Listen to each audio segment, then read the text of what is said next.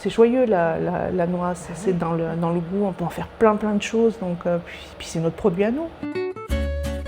La noix de Grenoble, vous la voyez et la dégustez un peu partout.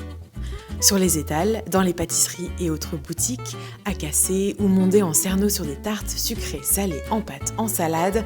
Mais connaissez-vous vraiment ce qui se cache derrière ce fruit et son appellation? Vous le savez, par ici, on se passionne pour le terroir et les savoir-faire. Alors en cette période de fin de récolte, on n'a pas résisté à l'envie d'aller directement à la source, chez une nucicultrice. On est propriétaire et fermier de parcelles de noyers. J'ai repris une autre vie avec mon mari en 2017, donc on a monté l'atelier de la noix de Léa.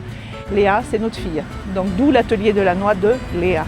Et vous vendez où? On va ici, à l'atelier. On va sur les marchés grenoblois. Le samedi matin, mon mari est à la Franche Verte, à Échirolles. Le dimanche matin, il est à Sassenage. Et le jeudi, il est à Loire. La noix de Grenoble est une appellation d'origine protégée.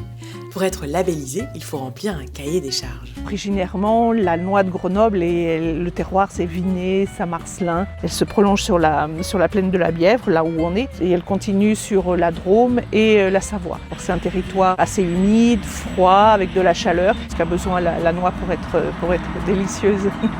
L'AOP Noix de Grenoble, c'est donc avant tout des variétés précises, cultivées sur un territoire bien défini, ainsi que des méthodes et un calendrier de récolte parfaitement maîtrisés. En fait, le cahier des charges de la noix de Grenoble nous oblige à me tenir en herbe pour l'équilibre des sols et d'écologie. Il faut toujours qu'il y ait de l'herbe, mais au moment de la récolte, il faut que ce soit bien tendu, parce que quand la machine elle ramasse, c'est comme un aspirateur, ça ramasse tout, et si elles sont prises dans l'herbe, elles ne sont pas ramassées ces noix-là. La noix de Grenoble, c'est une sécurité, puisque vous avez un emballage avec la saison dessus, donc vous savez que c'est forcément un produit frais. Puis c'est des variétés, c'est donc la franquette, la maillette et la parisienne.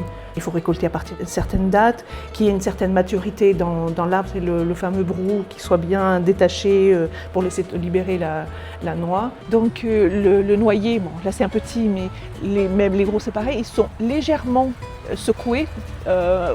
Comme le pourrait le faire le vent, c'est pour séparer le brou de la noix. Ensuite, la machine arrive et les ramasse et va les mettre dans la remorque. Cette remorque va aller au lavage qui va tomber dans des grandes lessiveuses avec des brosses.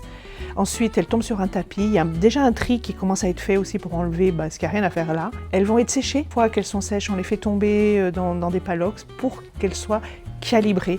Et à partir de là, on a plusieurs calibres. Tout ce qui est inférieur à 27 ne fait pas partie de la noix de Grenoble, est déclassé. Et tout ce qui est au-delà est de la noix de Grenoble, qui arrivera ici pour être trié individuellement, mis en sachet, en filet de noix. Voilà.